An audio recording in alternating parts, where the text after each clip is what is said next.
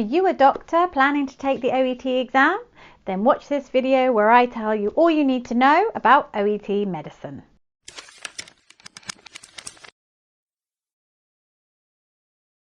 Hello, I'm Jo from Specialist Language Courses. We are OET premium preparation providers, so you are in the right place to learn about OET Medicine.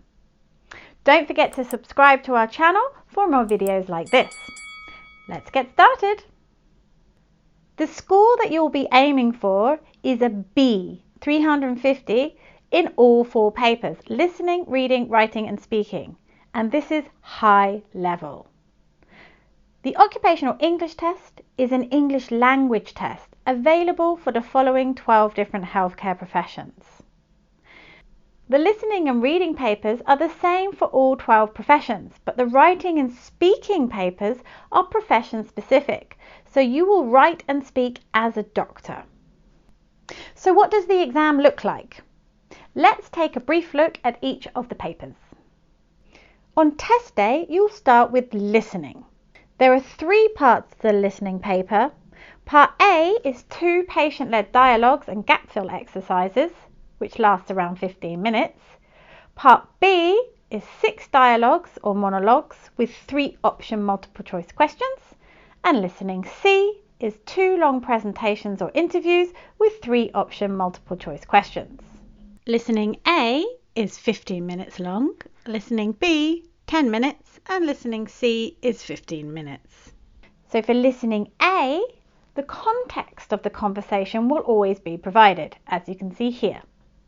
You'll then hear 2 extracts, each with 12 questions, and you have 30 seconds to read the notes before the audio starts. Information is provided under headings, as well as information already given to help you keep your place, and there are notes for you to complete. In listening B, there are 6 different extracts, monologues or interactions, which last about 1 minute each. And there are 6 multiple choice questions with 3 options, so it's 1 question per audio. And each extract is a different topic and setting.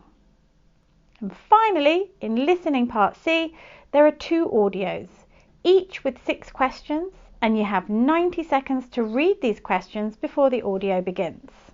Part C has 6 questions for each audio, and they're all multiple choice questions with 3 options to choose from. After you've completed the listening paper, you start the reading paper. Part A is 4 short texts with some tasks to complete. And then it's reading part B, which is 6 short texts with 3 option multiple choice questions. And part C consists of 2 long texts with 4 option multiple choice questions. You have 15 minutes for part A, and you have 45 minutes for part B and C together. So reading part A tests your fast reading skills, and you have 4 different texts all related to the same topic. In reading A, you need to complete a matching task, short answer questions, and sentence completion, otherwise known as a gap fill.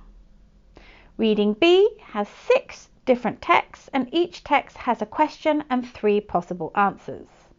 For part B, you need to mark the answer by colouring the circle with a 2B pencil. For more information on what to take with you on test day, watch our video, link below. Finally, in reading C, you have 2 longer texts, and each extract has a question and 4 possible answers to choose from. So now let's take a look at the writing and speaking papers, which are profession specific. So for writing, you're given a set of case notes about a patient, and you have 5 minutes to read these case notes, but you cannot write during this time. When the 5 minutes are up, you then have 40 minutes writing time, and you have to write a 180 to 200 word letter. You'll either be asked to write a referral, discharge or hospital admission letter. So for a referral letter, you might write to a neurologist, physiotherapist, surgeon, occupational therapist, endocrinologist, or perhaps a dietitian. For discharge letter, this could be to a GP, and for hospital admission letter, you might write to perhaps a psychiatric hospital or maybe a children's hospital or other type. These are some typical examples of who you could write to in the exam.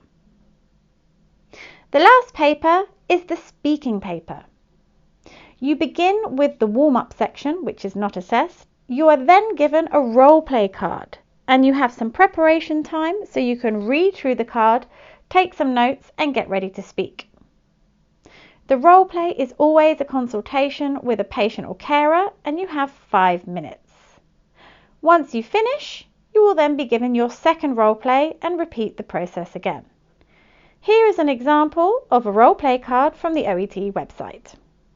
You can see you always play the role of a doctor, the setting is provided, and you're then given some information about the patient, followed by some tasks to complete.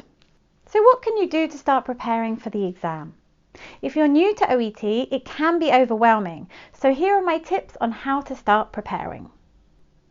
First, get to know the format of the exam so you know and understand exactly what you have to do. Then, learn the different exam strategies for each part of the test. It's important to recognise your strengths so you can maintain these, and also identify your weaker language areas and work to improve them. When preparing, practice your skills and focus on improving them, and always make sure you use official OET materials and a variety of reliable resources. If you need to improve your grammar, check out our course, Essential Grammar for Healthcare or Advanced Grammar for Healthcare, link below.